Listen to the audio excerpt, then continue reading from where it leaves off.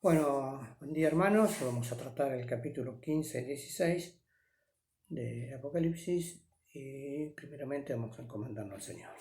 Bendito Padre, te agradecemos en esta mañana que nos podemos acercar a tu palabra.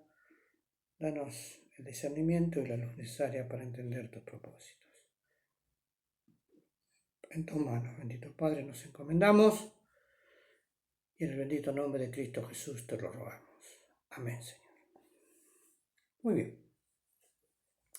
El capítulo 15 y 16 lo podemos tratar como un todo porque es el comienzo de la profecía de las 7 copas y tienen íntima relación con las 7 trompetas, así que pueden leerlo para tener un poquito más de idea. Lean la parte de las 7 trompetas, los capítulos anteriores, y luego lean este capítulo 15 y 16. Capítulo 15 habla del trono de Dios, de lo que ocurre delante del trono de Dios. Y el capítulo 16 habla de los acontecimientos que ocurren en la tierra cuando le son entregados por los ángeles estas 7 copas para ser derramadas. Vamos a leerlo y vamos a ir avanzando lo más rápido y sencillo que podamos.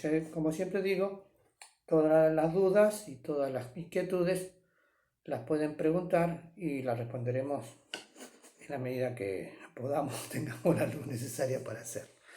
Muy bien, el capítulo 15 comienza diciendo: y vi otra señal en el cielo grande y admirable, que eran 7 ángeles que tenían 7 plagas postreras, porque en ellas es consumada la ira de Dios. Entonces acá ya no está hablando del final, porque dice las 7 plagas postreras. Al final, podemos decir, de la gran tribulación, ¿no? Y acá dice, es consumada la ira de Dios. ¿Y qué significa la ira de Dios? La ira de Dios tenemos que aclarar que no es como la ira nuestra, que nosotros a veces nos enojamos ante un arrebato y nos da bronca, nos molesta algo y nos obramos a veces impulsivamente. La ira de Dios, sin lugar a duda, tiene que ver con esa repulsión que Dios tiene hacia las inmundicias, hacia las injusticias que cometen la humanidad, y entonces decide ponerle fin. Similar a lo que ocurrió en el diluvio. ¿Recuerdan? Cuando había asumido todo el pecado delante de Dios, dice, bueno, basta, hasta acá se terminó. Muy bien. Entonces, estas 7 copas tienen que ver con los castigos, con los plagas. La palabra plaga significa azote, ¿no? Y podemos decir los azotes de Dios, los castigos de Dios hacia la humanidad por la impiedad creciente y la inmoralidad de todo tipo y la idolatría de todo tipo y toda la predicación en contra de Dios que se va a producir durante la gran tribulación. Entonces al final se van a producir estas 7 plagas que se repiten en las 7 trompetas. Recuerden siempre, en la Biblia los 7 sellos, las 7 trompetas y las 7 copas es ver un mismo hecho de distintos ángulos, distintas formas, distintas medidas, pero los hechos más o menos son los mismos. ¿Entienden? Si cuando lo lean se van a dar cuenta de que hay cosas que son similares, que son parecidas. Es decir, que corresponden a un mismo evento histórico. Muy bien, estamos en la presencia de Dios. Dice que el verso 2, y vi así como un mar de vidrio mezclado con fuego, y los que habían alcanzado la victoria de la bestia y de su imagen y de su señal y del número de su nombre, estar sobre el mar de vidrio teniendo las arpas de Dios. ¿Acá a qué se refiere? El mar de vidrio, capítulo 4:6, que es la presencia misma de Dios. Entonces, el mar de vidrio hace la referencia a una cosa totalmente plana, totalmente calma, ante un tempestuoso mar, como nosotros lo conocemos siempre, que va de acá para allá, ¿no? Esa gran diferencia de la paz, que es la presencia del trono de Dios. Cuando habla de fuego, habla de juicio. Entonces, en la presencia de Dios, ahora va a él establecer el juicio hacia la humanidad. ¿Y quiénes estaban allí? También en su presencia. Lo que dice en Apocalipsis capítulo 7, desde el verso 9 al final, que habla, ¿no?, después de los 144.000 elegidos que habíamos hablado la clase anterior, nuevamente, esos 144.000, después dice, después de ello vi una gran multitud de toda lengua, pueblo y nación que cantaban y que alababan y que glorificaban a Dios. Y entonces, ¿y estos quiénes son? Pregunta uno de los ángeles. Y entonces estos son los que han venido de la gran tribulación. Acá se refiere a esas mismas personas que están en la presencia de Dios. Por eso dice, y los que habían alcanzado la victoria de la bestia. ¿Por qué habían alcanzado la victoria? Porque habían entregado sus vidas, habían muerto, por no dejarse, por no adorar a la bestia y por no dejarse sellar.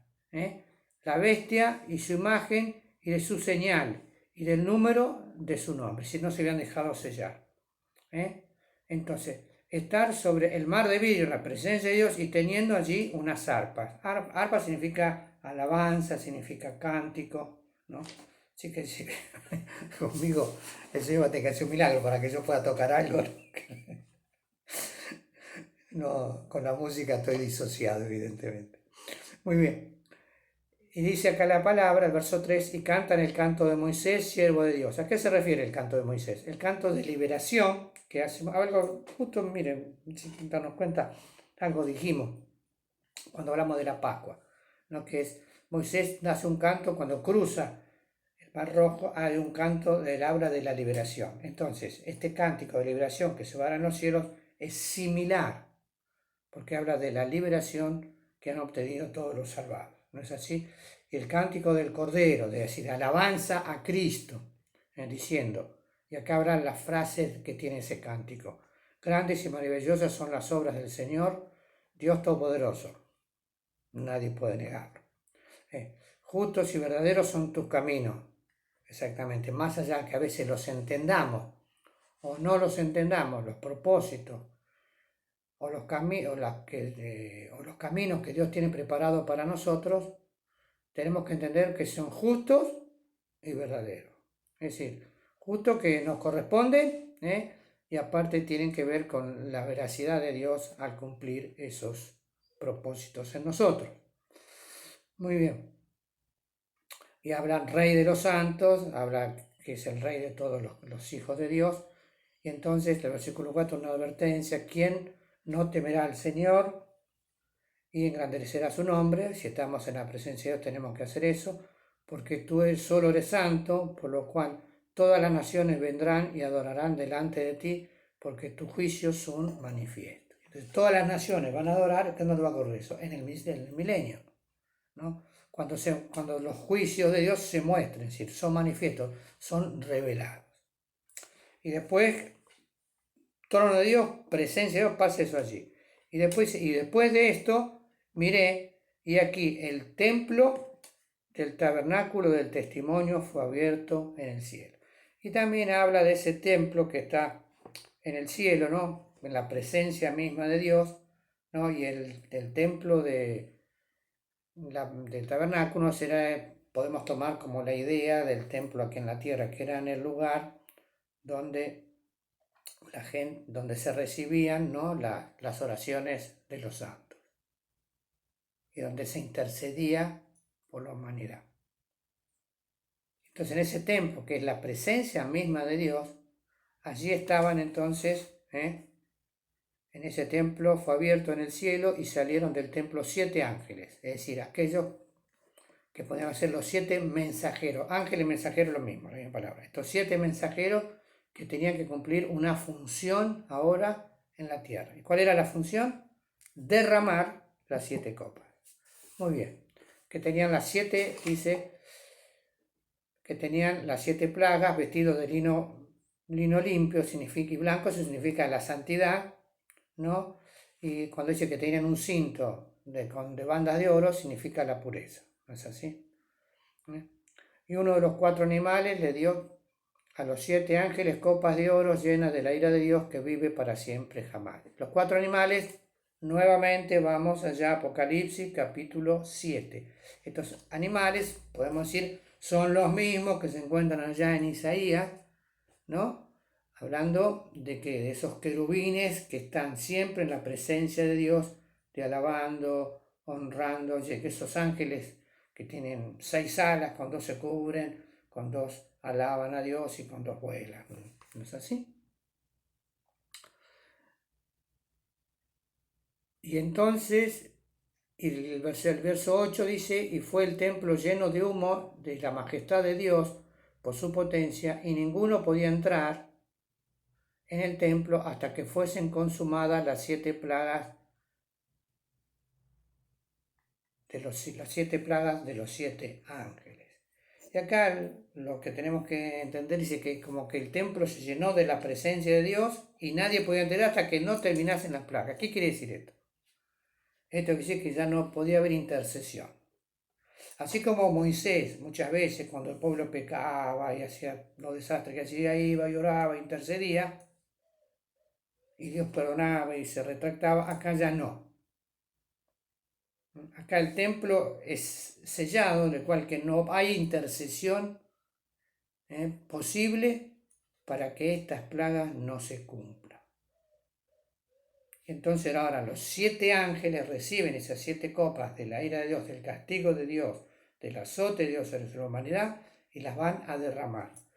Y cada vez que se derrama ocurren cosas. Y ahí nos introduce ahora al capítulo 16.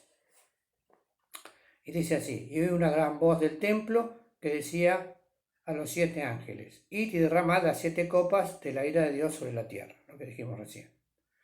Y fue el primero y derramó su copa sobre la tierra, y vino una plaga mala, dañosa, sobre los hombres que tenían la señal de la bestia, y sobre los que adoraban su imagen. Y acá aparecen estas plagas que son similares a las 10 plagas de Egipto.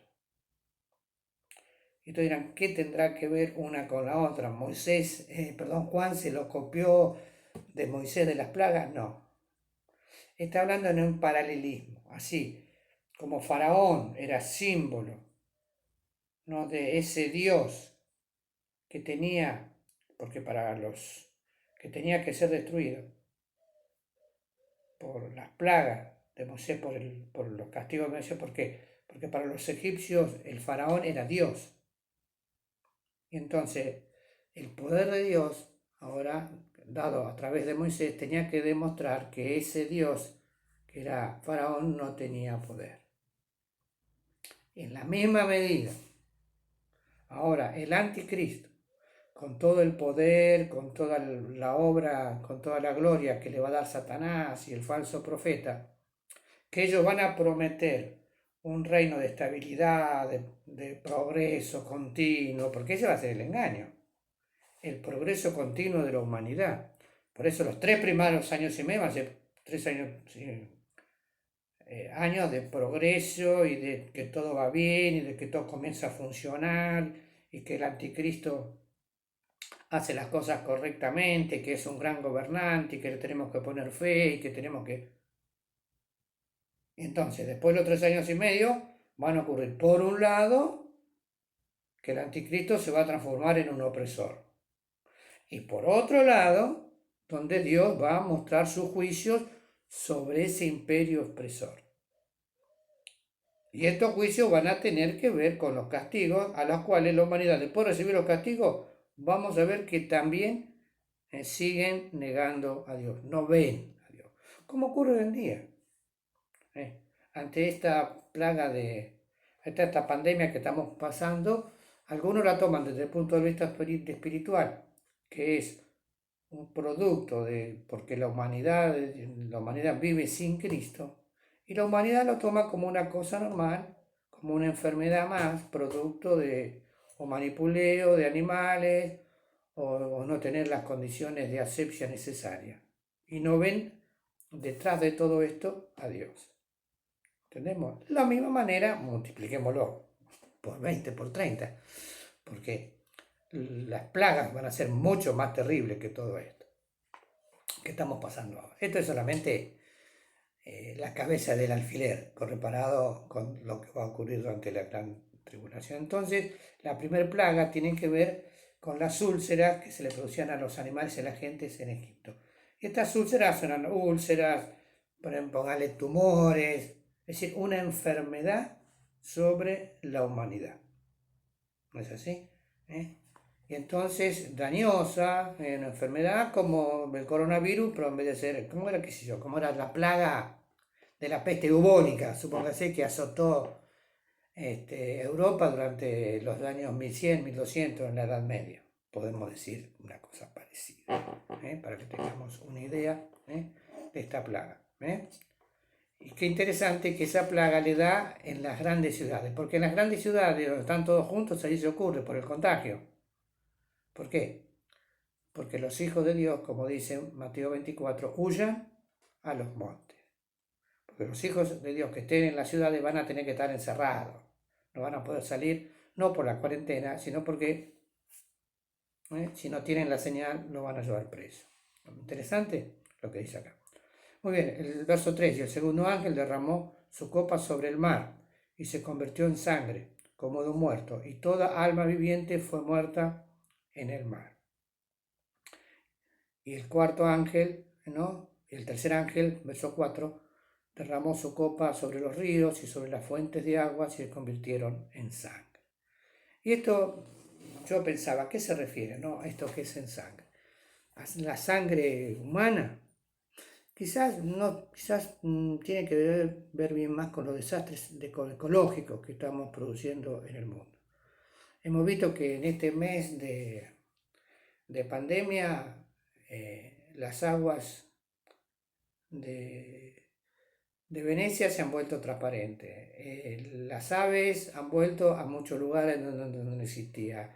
El monte Everest, que no se veía desde una ciudad cercana a 200 kilómetros, se volvió a ver debido a que la polución ha disminuido. Evidentemente, el mundo va cada vez de mal en peor, sin proteger y sin cuidar el ambiente natural. Entonces quizás toda esta plaga se transforme en algo que ocurra, en una marea roja, pongámosle, ¿se acuerdan? Que antes había que no se podía comer acá en el sur de la provincia de Buenos Aires los moluscos, ¿no? Las almejas, porque si tenías marea roja y vos te la comías, chao, pasabas a mejor vida, ¿no?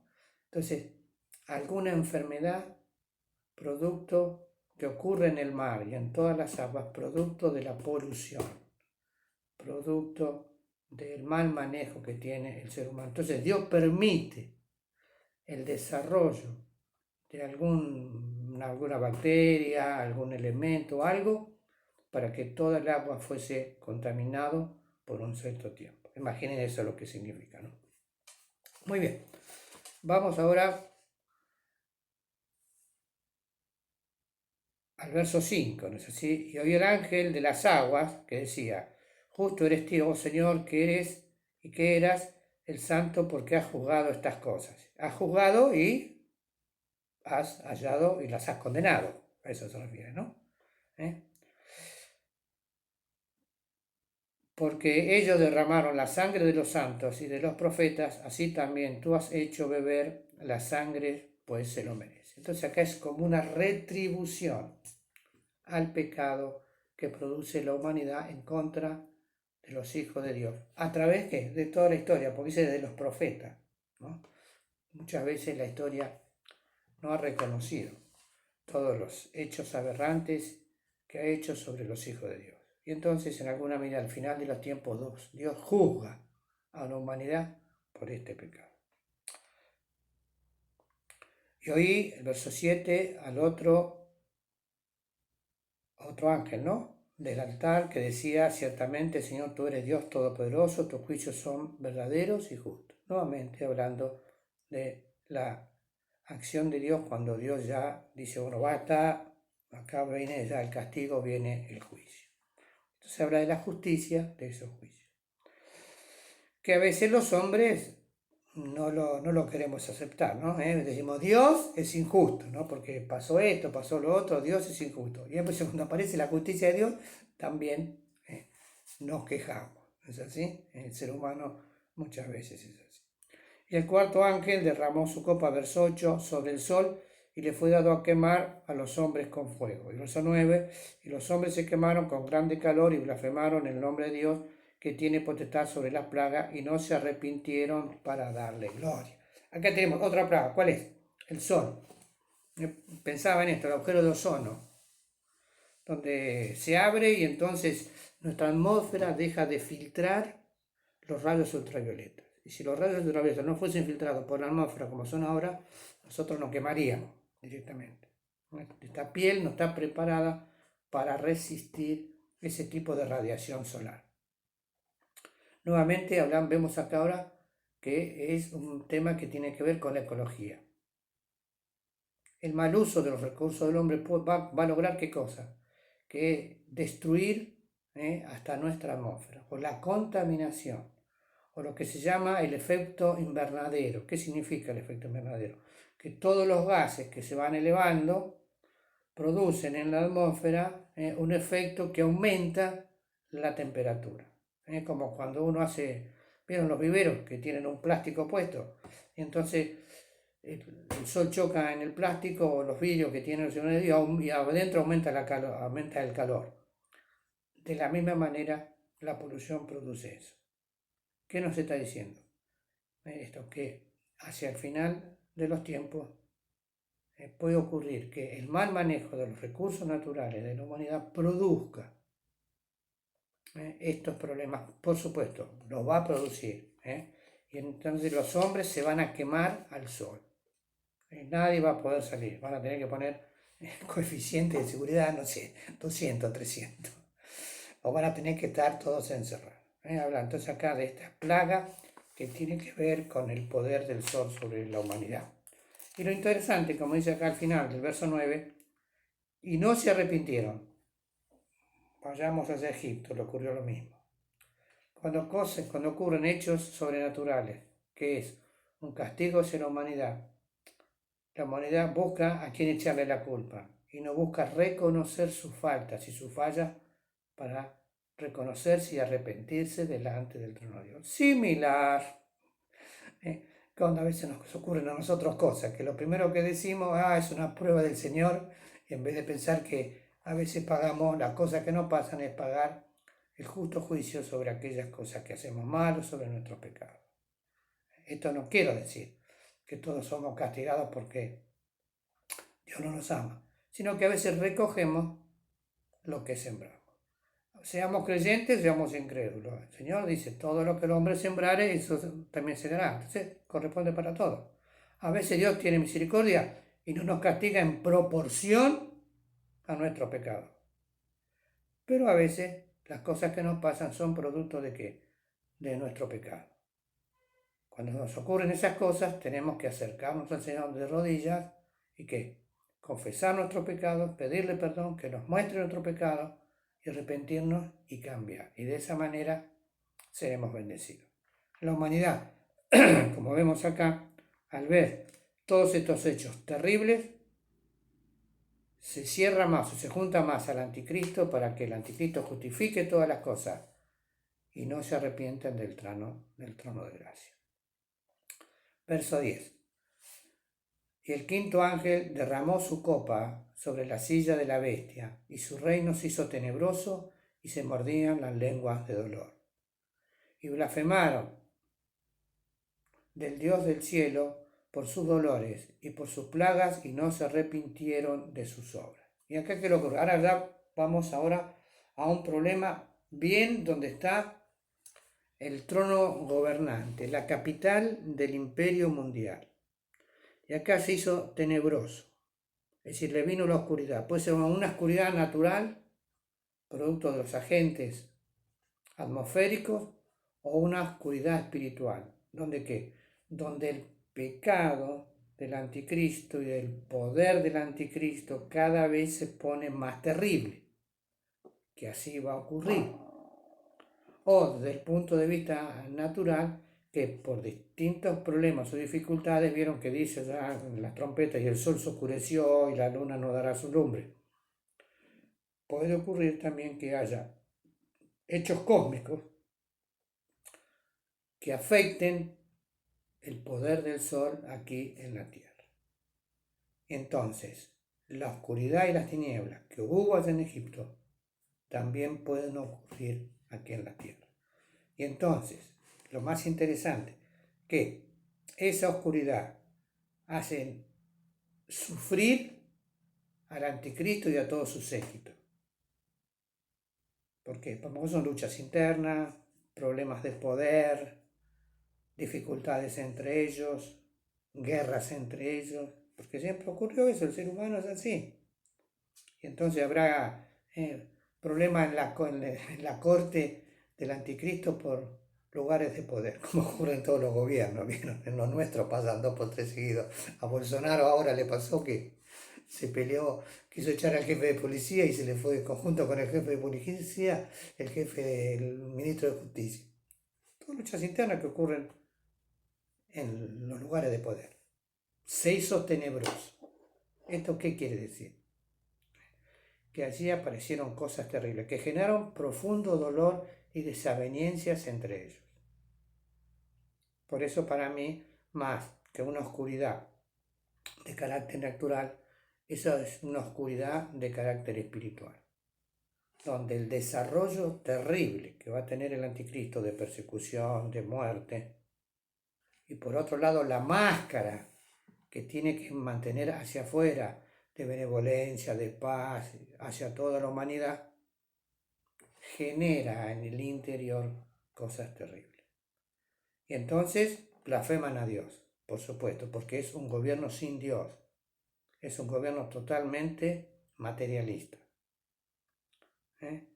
Y entonces el no reconocimiento de Dios, porque a lo mejor este anticristo piensa que todo es producto de la naturaleza.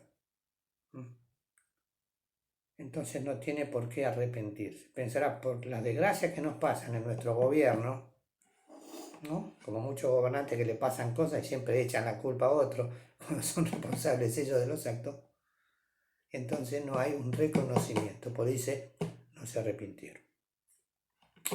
Ahora, con el sexto ángel cambia.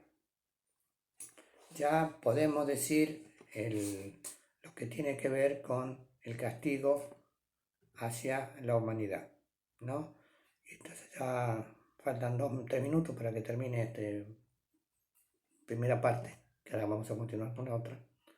Entonces reflexionemos. Las plagas siempre nos tienen que hacer ver a Dios como un juicio de castigo y de justicia. Y ya lo dije anteriormente, para cuando nos pasan cosas a nosotros, ¿qué hacemos? ¿Comenzamos a echarle la culpa a lo que nos rodea? ¿O estamos dispuestos a caer de rodillas delante de Dios y pensar que aquellas cosas que nos pasan, a lo mejor Dios tiene un propósito para que nuestras almas y nuestras vidas sean limpiadas? Pensemos en ello. Muy bien, en unos minutos seguimos. Que el Señor nos acompañe.